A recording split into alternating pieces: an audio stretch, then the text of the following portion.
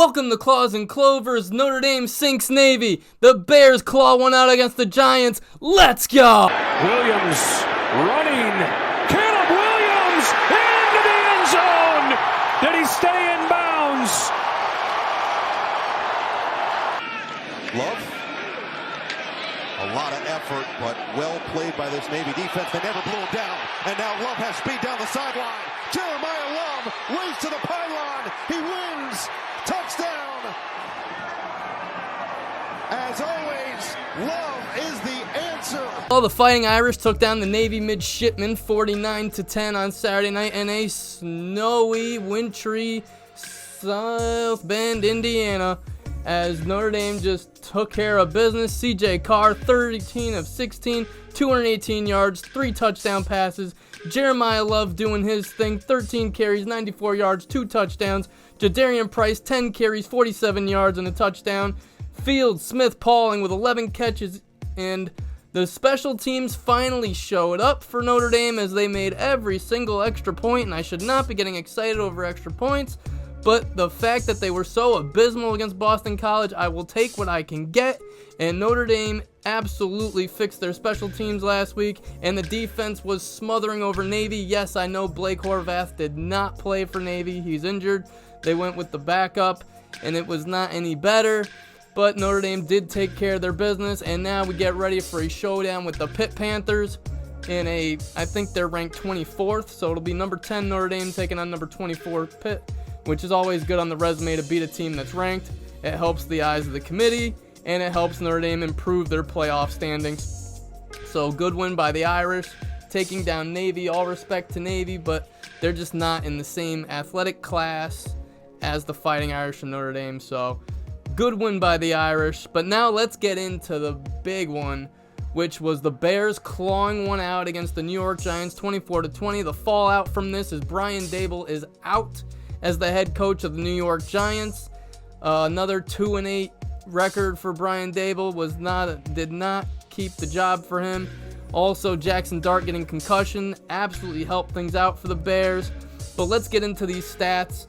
So the Bears came back from a fourth quarter deficit. They were down 10 with, I think, 3 minutes and change to go, and Caleb shined. He went 20 of 36 for 220 yards, a touchdown pass. Then he had another 8 carries for 63 yards and a touchdown run. Caleb Williams is fourth quarter Caleb. That's my nickname for him now, is fourth quarter Caleb. It may not be pretty for the first 3, but if it's close in the fourth, I know Caleb Williams is going to win the game for the Chicago Bears come hell or high water. He knows it. We know it. Ben Johnson knows it. But a good win for the Bears. I was expecting more of a comfortable win. I didn't think the Giants were going to be able to hang. I thought the Bears found something against the Bengals, and I thought they would just translate it over to the Giants. But too many drops. Way too many drops, and we'll get into that. But another big thing, Rome had 6 catches after his father calling out Ben Johnson saying, I wish my son would get traded, he needs more targets, yada, yada, yada. But Rome shined in this game. He had 6 catches.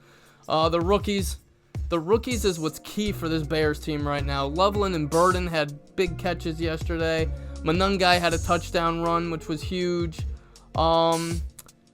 CGJ with 2 sacks and 7 tackles against the Giants and a forced fumble, which was huge. That forced fumble was huge because that was the momentum turner right there. Once that happened, we got the ball back. That's when Jackson Dart had to exit the game with the concussion. But a huge play in that game was definitely the fumble by Jackson Dart. The bad in this game, the defense had no answers for Jackson Dart. They had no answers for Jackson Dart whatsoever. He was able to run. He was able to pass. He was finding wide open guys. Slayton had a big catch. Wan'Dale Robinson looked really good. Theo Johnson had some catches. We had no answer for that Giants passing attack or the running attack. Because Tyron Tracy was running because I feel the Bears were too geared up for Jackson Dart. So they let the running back do what he wanted to do. But nothing, and just way too many drops by the Bears receivers yesterday. Rome had drops. Zacchaeus was killing me yesterday. Zacchaeus was driving me crazy. Way too many drops by him.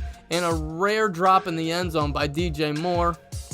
And I have to ask myself, is Caleb Williams throwing the ball just a little too hard for these receivers? Is he throwing the ball just a little too hard?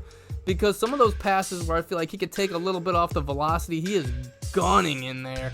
So that ball's coming at them like 50 miles per hour, and he's going to break some hands. But the receivers, they need to do a better job coming down with the ball. Basically, what I'm telling myself is enjoy this win.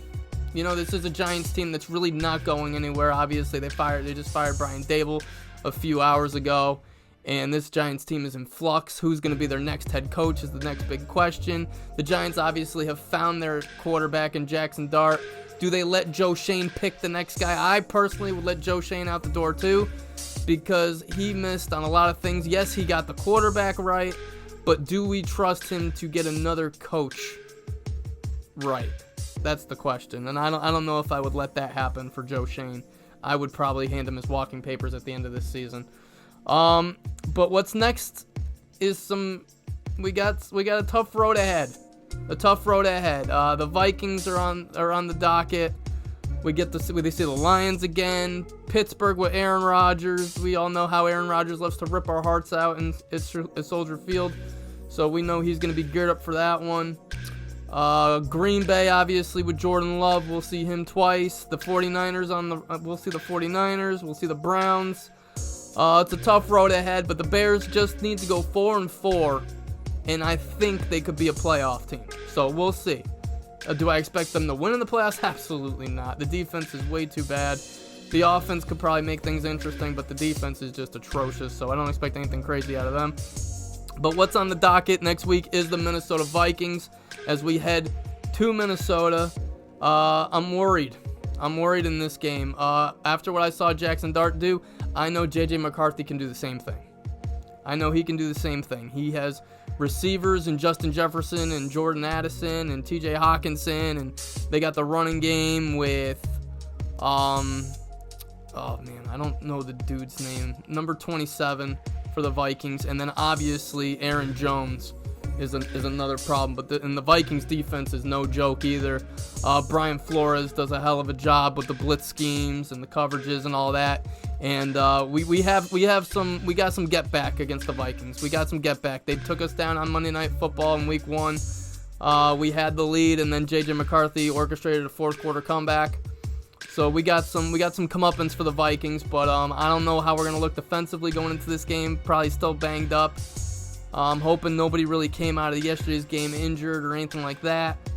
But I expect the offense to be better, which is tough to say since they did not look good yesterday. It was a very sloppy game. I get it. The conditions were snowy. It was wet. It was cold. But one thing that did come out of yesterday is that we have a guy in Caleb Williams that when push comes to shove and we're trailing, he can come back. I saw this last year against Minnesota, against Detroit, against Green Bay. Like, I saw it last year with Caleb Williams. I knew what we had with him. It was just a matter of him getting on the same page with Ben Johnson this year. And it looks like things are starting. Like Ben Johnson said, he said, don't expect us to be playing our best football in October. Expect us to be playing our best football come January. And right now the trajectory has been slowly going up. So I expect the Bears offense to be able to do some things against Minnesota next week. I don't know about the defense, but I will say this.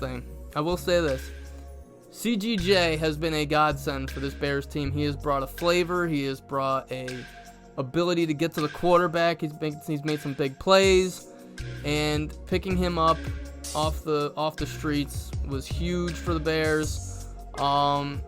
And like I said, we enjoy this win, and then we get back at it against Minnesota on Sunday. All right, everyone, enjoy your night. This was Claws and Clovers. Have a good one.